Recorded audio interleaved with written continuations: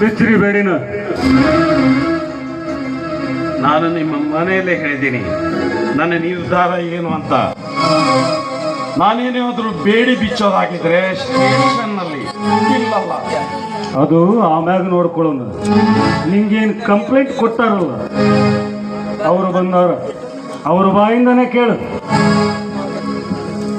ಏನಂತ? ನನ್ನ ತಮ್ಮ ತಪ್ಪು ಮಾಡಿಲ್ಲ ಅಂತ.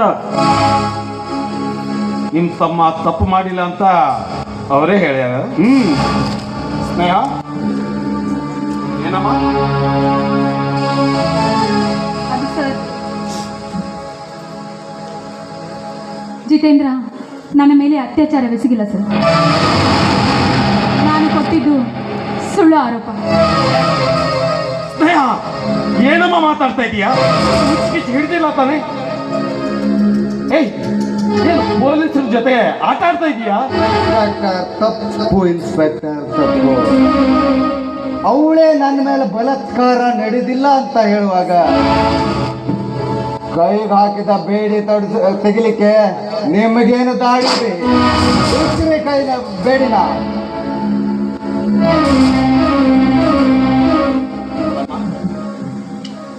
ಯಾವುದೇ ಹೆಣ್ಣು ಕೂಡ ಅತ್ಯಾಚಾರ ಆಗದೆ ಹೋದ್ರು ತನಗೆ ಅತ್ಯಾಚಾರ ಆಗಿದೆ ಅಂತ ಕಂಪ್ಲೇಂಟ್ ಕೊಡೋದಕ್ಕೆ ಸಾಧ್ಯನೇ ಇಲ್ಲ.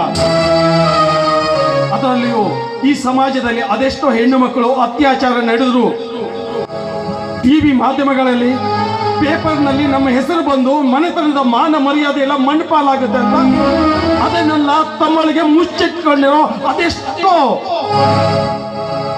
ಅಂಥದ್ರಲ್ಲಿ ನೀನು ಅತ್ಯಾಚಾರ ನಡೆದೇ ಹೋದ್ರು ಅತ್ಯಾಚಾರ ನಡೆದಿದೆ ಅಂತ ಕಂಪ್ಲೇಂಟ್ ಕೊಟ್ಟಿದ್ದೆ. ನೀನು ಹೇಳ್ತಾ ಇರೋದು ಸುಳ್ಳು ಅಂತ ನನಗೆ ಚೆನ್ನಾಗಿ ಗೊತ್ತು. ನೋಡು ಸ್ನೇಹ, ಇವರು ನಿನ್ನ ಜೊತೆ ಬಂದವರು.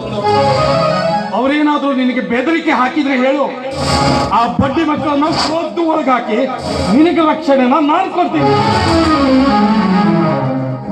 ಏನ್ ಇನ್ಸ್ಪೆಕ್ಟ್ರೆ, ಅವಳು ಹೇಳಿದ್ದು ನಿಮ್ಗೆ ಕಿವಿ ಕೇಳಿಸಿಲ್ವಾ? ಮತ್ತೆ ಪದೇ ಪದೇ ಅವಳನ್ನ ಪೀಡಿಸ್ತಾ ಇದ್ದೀರಲ್ಲ, ಯಾಕೆ? ಮುಖಭಂಗ ಆದ ಕಸಿವಿಸಿಯಲ್ಲಿ ಸಾಹೇಬ್ರು ಪಾರಾಗೋದಕ್ಕೆ ಏನಾದ್ರು ಪ್ಲಾನ್ ಮಾಡ್ತಾ ಇದ್ದೀರಾ ಹೇಗೆ? ನೋಡು ಸ್ನೇಹ, ಒಳ್ಳೇದಾಗಿ ಹೇಳ್ತಾ ಇದ್ದೀನಿ. ಸುಳ್ಳು ಕಂಪ್ಲೇಂಟ್ ಕೊಡೋದು ಅಪರಾಧ. ನೀನು ನಿಜ ಹೇಳ್ದೆ ಹೋದ್ರೆ ನಿನ್ನನ್ನು ಅರೆಸ್ಟ್ ಮಾಡಬೇಕಾಗುತ್ತೆ. ಅರೆಸ್ಟ್ ಮಾಡಿ. ಪ್ರತಿಯೊಬ್ಬರ ಕೈಯಲ್ಲಿ ಒಂದು